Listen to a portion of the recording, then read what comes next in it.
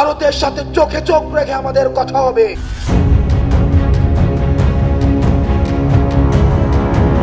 বাংলাদেশে আর কোনোদিন ভারত আধিপত্য বজায় রাখতে পারবে না বলে মন্তব্য করেছেন বৈষম্য বিরোধী ছাত্র আন্দোলনের আহ্বায়ক হাসনাত আব্দুল্লাহ।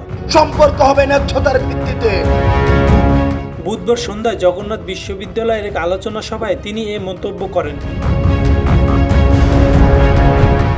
এই আলোচনা সভায় বাংলাদেশে জাতীয়বাদী ছাত্রদলের সভাপতি রফিকুল ইসলাম রফিক, সাধারণ সম্পাদক নাছির উদ্দিন, বাংলাদেশ ইসলামী ছাত্র শিবির সভাপতি মঞ্জুরুল ইসলাম, ছাত্র অধিকার পরিষদের বিন ইয়ামিন মোল্লা, সমাজতান্ত্রিক ছাত্র ফ্রন্টের সাধারণ সম্পাদক রফিকুজ্জামান ফরিদ সহ অন্যান্য ছাত্র সংগঠনের নেতারা উপস্থিত ছিলেন।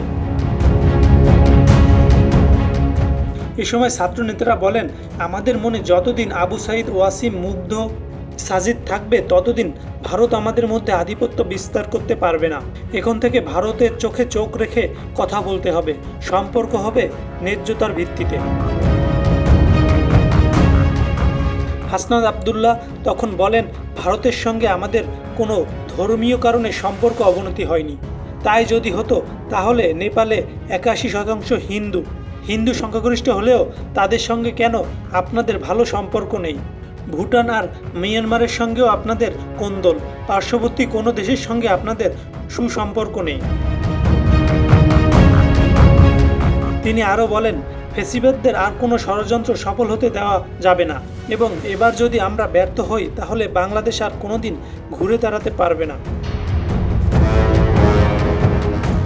মতপার্থক্যের পরমত সহিংসতার মধ্যে থাকতে হবে, আমাদের দ্বিমত প্রকাশ থাকবে, সেটা যেন সৌন্দর্যের কালচারের মধ্যে থাকে, সেটি যেন আওয়ামী লীগের দমনপীড়নের মতো করে না হয়। এ সময় ছাত্র নেতারা বলেন, আমাদের মধ্যে যতদিন ঐক্য আছে ততদিন কেউ বিভেদ তৈরি করতে পারবে না। আমাদের সামনে অনেক রাস্তা অতিক্রম করতে হবে এবং সেই পথ আমাদের বেশ জনাকীর্ণ, তবে আমাদের মধ্যে ঐক্য রাখতে হবে। এ সময় সব ছাত্র নেতারা একে অন্যের হাত ধরে ঐক্য গড়ে তোলেন এবং মাতৃভূমিকে অন্য দেশের হস্তক্ষেপ থেকে মুক্ত করার অঙ্গীকার করেন।